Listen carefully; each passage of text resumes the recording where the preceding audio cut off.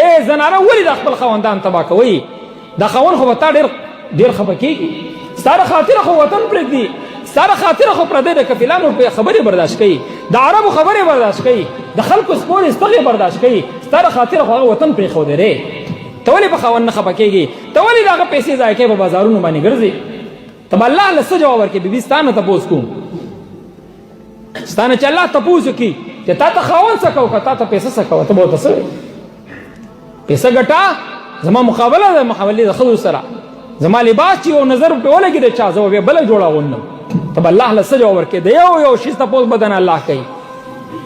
خویندو دا یاد ساتئ، دا خپلې کرتوتونه پرېږدئ، د خاوندانو زندګي وګورئ. تاسو خاوندانو درخواست دا دی ځان سره لږ چېرته عمرې او عدله بولئ چې پته ولګي د خدای په قهر اخته ښځې دي، ښځې تباه او برباد. رسول الله فرمایي ما تاسو اکثر ښځې په جهنم کې ولیدلی. تکفرن العشیر، د خاوندانو ناشکري کوئ چې پلانکې خدا جوړ اغوستل دی، زه خو داسې ګرځم، پلانکې خو داسې خوراک کوي، زه خو داسې یم. تم ځان ته ښځه وې، صحابي دی کور ته راغی، ټوله ورځ بهر په مزدورۍ پسې ګرځي، خالي لاس راغی.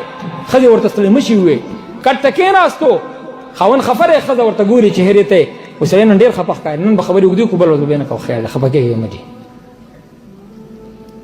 وایي ښځې مزدوري میلاو نه شوه، ته به وږې نه وایي الله دې ستا قدر وکړي، پرون روټۍ خوړلې وه، که نن میلاو نه شوه څه مسله نه ده، خفه کېږه مه.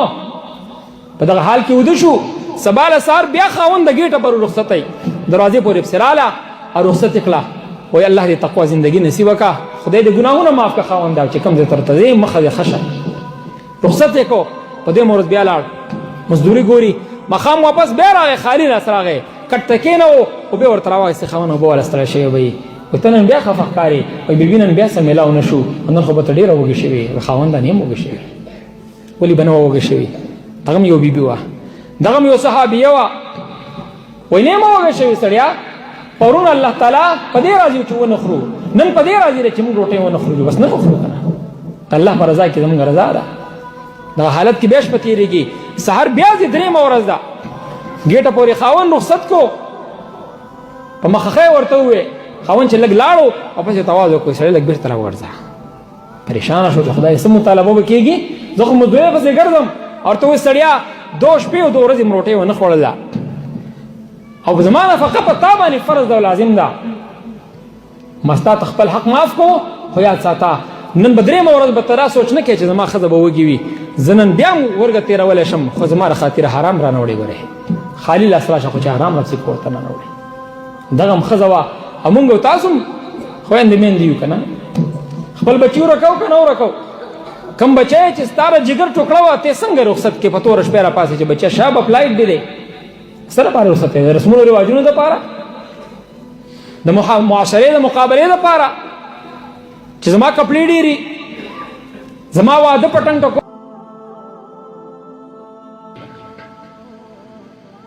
نن زما مسلمانه بیبي چې الله تعالی ورته کور کې حیا او د عزت سادګۍ په سر کړی وو، هغه نه زما او ستا شانه بشانه کارونه کوي.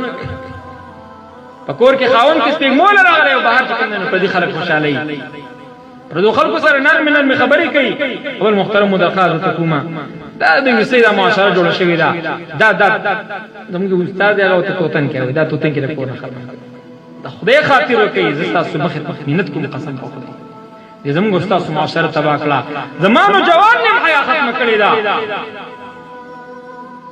هغه سترګې نشته محترمو، کومې سترګې بچې غیر محرم مخکته کېدلې. نن خو موږ او تاسو په زور ګناه کوو، په لارو کوڅو کې به نوجوانان ګرځي، هم د دغه مقصد لپاره وځي. داسې بدبخت هم شته چې ټوله ورځ په بازار کې صرف او صرف د ښځې کتلو لپاره ګرځي. تر ته بل یو کس کیسه وکړه، یو کس راځي او هېڅ کار یې نشته، نه دوکانداري شته، هېڅ شی نشته، په هغه بازار کې تاویږي ښځې. دنه بل بدترین سړی شته محترمو، د ټوله فحاشي عریاني اول دغه موبایل راوسته، د ټي وي ګان د کوره ختم کوي، که حیا وي او که حیا نه نو ففعل ما شئت رسول الله اعلان کړی سم خوښې کوئ.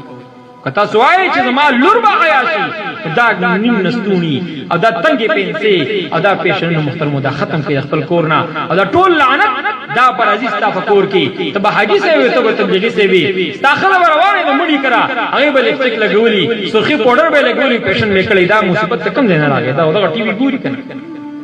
هغه نه نوې پیشنې ځکې محترم الله کې ها دې رې مگر اندر نه قسم په خدای ک الله ونی نعوذ بالله من ذلک هغه فکر به مو کې چې کوم شام کې شروع لري واړه واړه بچی دې لاسونه تکلی شو خپې پری دي ته چا کول می بهر راوته دي مور ته چغي وای ټول عذاب دا دغه فحشه او غنی په وجبانی ځکه الله تبارک وتعالى په دې قوم باندې عذاب مسلط کوي چې کوم قوم به حیا شي الله دې حیا سره کې ختم شي محترم بخپل باندې خپل لولو مو بړبړوي بخپل خپل خدي نه لغړیو هغه تر حیا صدر کې شریعت درکړي ته متبصر باندې پریدا ملي ګل مړ د خدي ملي ګل خلاصه ده